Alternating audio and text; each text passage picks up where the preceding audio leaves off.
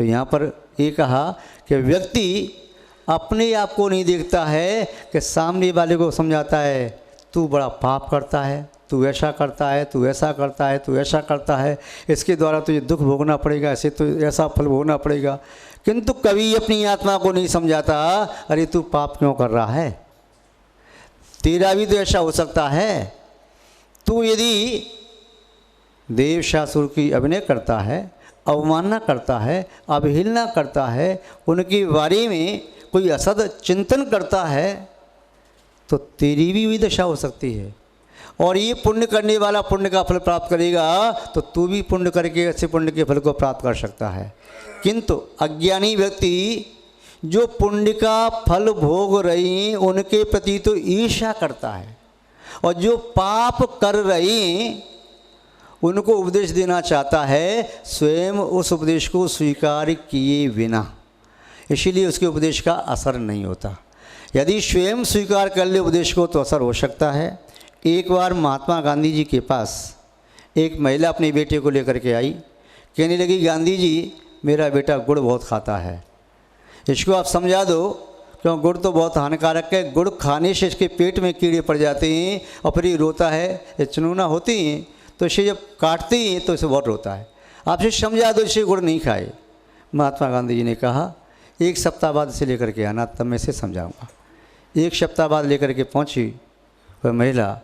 गांधी जी ने इस बेटे से कहा बेटा गुड़ वास्तव में ज़्यादा खाना ठीक नहीं है, थोड़ा खाओ तो पाचक होता है, ज़्यादा खाओ तो ज़्यादा मीठे से कहते हैं कीड़े पड़ जाते हैं, और तेरे पेट में कीड़े पड़ गए। अब पड़ गए हैं तो उसे निकालने के लिए फिर नमक मिर्च जीरा मिला करके मट्ठा पियो, वायुडिंग आदि का सेवन करो और औषधि लो, परंतु गुड़ अभी न खाओ तो ठीक है, फिर बाद में कभी खाना तो थोड़ा थोड़ा खाना। तो उन्होंने कहा ठीक है महात्मा जी, जैसा आप कहते हैं मैं ऐसा ही करूँगा। बुढ़िया ने कहा उस माने गांधी जी मैं एक बात आपसे पूछना चाहती हूँ, मैं उस समय पैदल चल करके 3 कोस चल के 4 कोस चल करके आई, इतनी सी बात आपको बतानी थी उसी समय बता देते। उन्होंने कहा उस समय बताना व्यर्थ हो जाता। क्यों? आपकी बात तो ही मान लेता, आपकी बात आज भी मान ली कल भी मान लेता, वो नहीं मानता। क्यों नहीं मानता? क्योंकि उस समय मैं अंतर आत्मा से उपदेश नहीं दे सकता था, उस समय मैं स्वयं गुड़ खाता था। जब मैंने एक सप्ताह भर के लिए गुड़ का त्याग कर दिया है, अभी आवाज़ मेरी निकली है जबान से नहीं, आत्मा से आवाज़ निकली है, और आत्मा से निकली हुई आवाज़ का बहुत बड़ा प्रभाव पड़ता है, उसमें शक्ति होती है। एक अहिंसक राजा, हिंसक राजा वन में शिकार करने के लिए गया, साथ में उसका अहिंसक मंत्री भी था। वो हिरणों का शिकार कर रहा है और हिरण राजा को देख करके भागते जा रहे हैं, और उसका अहिंसक मंत्री अमरचंद दीवान कहते हैं अरे जंगल के जानवरों भाग करके कहाँ जाओगे, जब राजा ही रक्षक ही भक्षक बन रहा है तो कहाँ शरण पाओगे, ठहर जाओ। इतना सुनते ही वे मृग सब ठहर गए। राजा ने कहा क्या बात है, तुम्हारी आवाज़ सुनते ठहर गए, मुझे देख के भाग जाते हैं। महाराज आपके मन में उन्हें मारने का भाव है और मेरे मन में उनकी रक्षा का भाव है, किसी तरह से उनकी रक्षा हो, प्राणों की रक्षा हो, आपका शिकार आपको कोई एक भी न मिले, तो भावों का प्रभाव पड़ता है। तो कहने का से ये जब हम उपदेश पहले अपनी आत्मा को दें तब दूसरों को उपदेश दें तो बहुत अच्छा प्रभाव पड़े। फिर शब्दों से नहीं भी बोलें तो हमारे शरीर से निश्चित होने वाली वर्गणाएँ भी सामने वाले को प्रभावित करने में समर्थ होती हैं। और यदि हम अपने आप को वह उपदेश न दें, अपने अधीनस्थ को दें तो प्रभाव नहीं पड़ता। यदि कोई पिता बीड़ी सिगरेट पीता है, तम्बाकू खाता है या वह ड्रिंक करता है, अपने बेटे को कहे बेटा तू ऐसा नहीं करना, तो वह क्या कहेगा पिताजी ठीक है मैं भी अपने बेटे को ऐसे ही समझाऊंगा, किंतु आप भी दादू से छिप करके बीड़ी सिगरेट पीती हो ना, तो मैं भी आपसे छिप के पी लूँगा, आपके सामने नहीं पीऊँगा। क्योंकि व्यक्ति जबान से जो शब्द बोलता है पुद्गल शब्द, इन पुद्गलों में ऐसे कोई भी जान नहीं होती, किंतु इनमें जब आत्मा का भाव मिला होता है तो पुद्गलों में बहुत बड़ी जान होती है। पुद्गल मृत नहीं होते, पुद्गलों में बहुत बड़ी जान होती है। जिस भाव के साथ शब्द कहे जाते हैं वे भाव भी उन शब्दों में रहता है, और भगवान के सामने 100 स्तुति पढ़ने पर भी पुण्य न मिले और भाव आपके तीव्र हो गए तो एक स्तुति से भी ज़्यादा पुण्य का फल मिल सकता है। इसलिए शब्दों को संभाल के बोला जाता है। शब्दों का व्यापार सामान्य व्यापार नहीं है। धन व्यय होने पर द्वारा कमाया जा सकता है, किंतु शब्द आपके शरीर में उसी के बाद निकल गए, उन्हें द्वारा वापस नहीं लौटाया जा सकता। पैसे किसी को दे दिए, उससे वापस आप मांग सकते हो, किंतु शब्दों को मांग करके द्वारा ग्रहण नहीं कर सकते। इसीलिए शब्दों का व्यापार करने पर बहुत सोचना है। धन किसी के हाथ में दे दिया कोई बात नहीं, किंतु शब्द किसी को दे दिए, वचन किसी को दे दिया तो सब कुछ गया। बुद्धिमान और मूर्ख में इतना ही अंतर होता है। बुद्धिमान शब्द वचन देने के पहले सोचता है कि मुझे क्या इसे देना है, क्या नहीं देना, कौन सी वस्तु देने की योग्य, कौन सी वस्तु नहीं। तो शब्द भी ये देने की योग्य नहीं है या हैं, यदि हैं तो देता है, नहीं है तो चुप हो जाता है। मूर्ख देने के बाद सोचता है कि मैंने इसको क्यों दे दिया, शब्द या वस्तु। तो मूर्ख और विद्वान की प्रवृत्ति होती है। तो यहाँ पर 14वें श्लोक में यही बताया है कि संसारी प्राणी आत्मानपेक्षी बने, आत्मोन्मुखी बने। बहिर्मुखी बनने से कभी भी किसी का कल्याण नहीं होता। आत्मोन्मुखी बनने से ही व्यक्ति आत्मा का कल्याण करने में समर्थ होते हैं।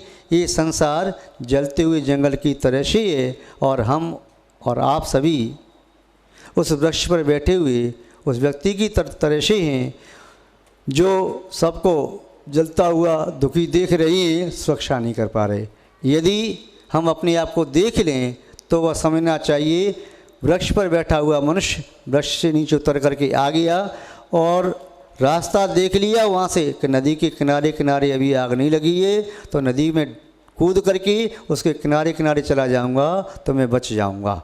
तो ये धर्म की नदी है, इसमें कूद जाएं, छलांग लगाएं और इसमें तैरते हुए आ जाएंगे तो सुरक्षित रहेंगे, हम किनारे तक पहुंच जाएंगे। महान भाव इस प्रकार इस 14वें काव्य का अर्थ हुआ। ओम शांति। सिद्धिभ्यः मंगलम भगवान वीरो मंगलम गौतमो गणी मंगलम कुंद कुंदाद्यो जैन धर्मो सुमंगलम सर्वमंगलमांगल्यं सर्वकल्याणकारकं प्रधानं सर्वधर्माणां जैनं जयतु शासनं जैनं जयतु शासनं जैनं जयतु शासनं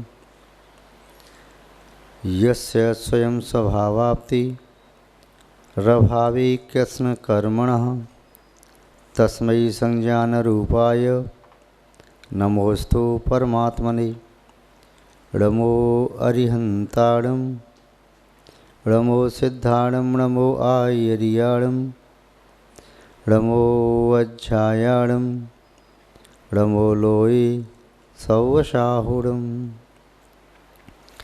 जय बोलिए त्रिकालवर्ती त्रैलोक पूज्य विश्वाराध्य पंच परमेष्ठी भगवान की, अनंत अनंत सिद्ध परमेष्ठी भगवान की, वर्तमान जन शासन नायक श्री वर्धमान महावीर भगवान की, परम पूज्य चारित्र चक्रवर्ती आचार्य श्री शांति सागर जी मुनि महाराज की, परम पूज्य सिद्धांत चक्रवर्ती आचार्य गुरुदेव श्री विद्यानंद जी मुनि महाराज की, अहिंसामय विश्व धर्म की।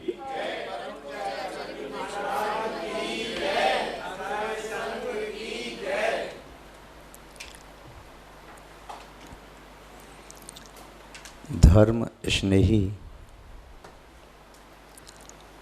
सत श्रद्धालु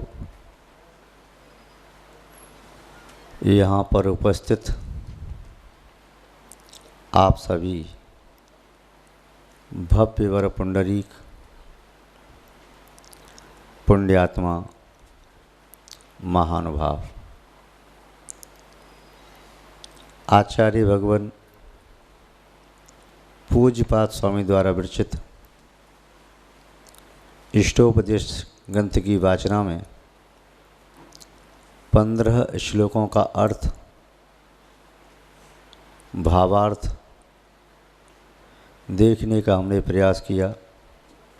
14 काव्य का अर्थ देखा है, 15वें काव्य का अर्थ यहाँ देखते हैं। आचार्य महोदय ने अत्यंत सरल शब्दों में संसारी प्राणी को उसका स्वरूप दिखाया, उसकी प्रवृत्ति किस प्रकार की है। कई बार व्यक्ति इतना आसक्त हो जाता है कि वह मूल से ही भटक जाता है। पर पदार्थ में आसक्त, पर्यायों में आसक्त व्यक्ति अपने शुद्ध स्वरूप को नहीं पहचान पाता। यहाँ पर आचार्य महोदय उसी दृष्टांत के माध्यम से समझा रहे हैं, क्यों दृष्टांत के माध्यम से विषय शीघ्र स्पष्ट हो जाता है। जैसे माँ अपने बेटे को समझाए तो बेटा जब बात नहीं समझे तब माँ अच्छे और बुरे का उसके सामने उदाहरण प्रस्तुत करती है। देख, वह बालक है ना, तुझ जैसा ही है, किंतु वह सुबह जल्दी जागता है, मंदिर जाता है, दर्शन करता है, छुट्टी के दिन अभिषेक पूजन भी करता है,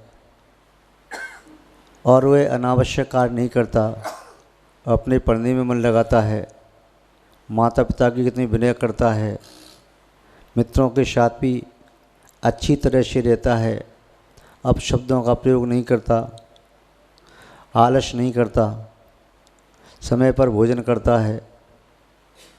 उसे देख करके उसके मन में आता है कि बात तो ठीक है। दूसरा उदाहरण देती है, दूसरा व्यक्ति है, देख तेरा मित्र, वह कितना आलसी है, जिसका परिणाम ये हुआ उसका ये वर्ष खराब हो गया। वह स्कूल में भी अनुत्तीर्ण रहा, घर में भी उसे डांट पड़ती रहती है। समाज के लोग भी ये कहते हैं, हमें नहीं मालूम था ये जैन बालक है कि जैनेतर है, कभी शिव मंदिर में देखा ही नहीं, हम इसे जानते ही नहीं।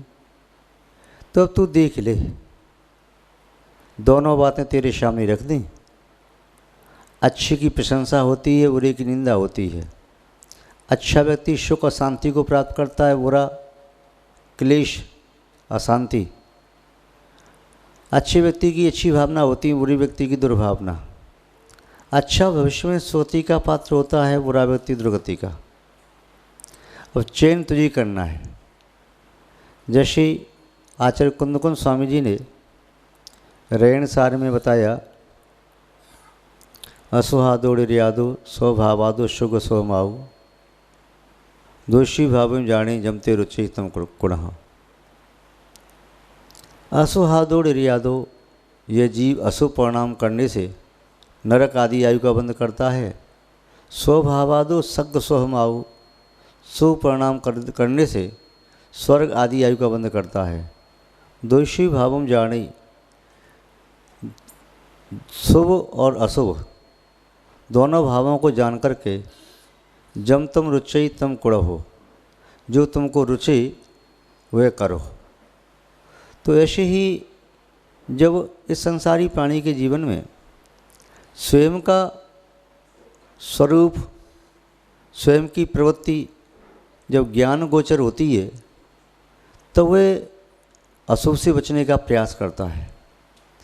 सम्यक ज्ञान का फल ही यही है कि वह अशुभ से बचे, अहितकारक पदार्थों से बचे, दुखदायक मार्ग से बचे, अनिष्टकारक संयोगों से बचे और सुखदायक वस्तुओं को प्राप्त करे, इष्ट पदार्थों को प्राप्त कराने वाले निमित्तों को प्राप्त करे, जीवन में सुख और शांति को प्राप्त करे।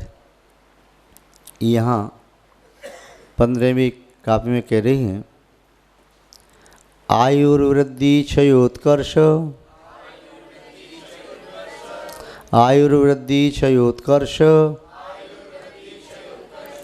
हेतुम कालस्य निर्गमम, हेतुम कालस्य निर्गमम, वांछतां धनिनामिष्टं, वांछतां धनिनामिष्टं, जीविता सुतराम धनम, जीविता सुतराम धनम। पढ़िए।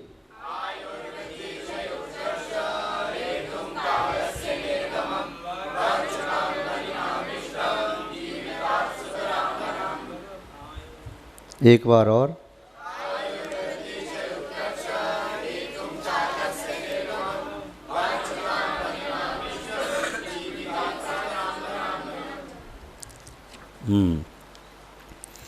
यहाँ पर आचार्य महोदय जीवन की महत्ता को समझाने का प्रयास कर रहे हैं। जो व्यक्ति ब्याज का काम करते हैं ना, उन्होंने अपना धन, मूलधन किसी को दे दिया ब्याज पर। वह सोचता है कि 1 महीने बाद लूँगा तो और ज़्यादा मिलेगा, 6 महीने बाद लूँगा तो और ज़्यादा ब्याज आएगा, साल भर बाद लूँगा तो और ज़्यादा ब्याज आएगा।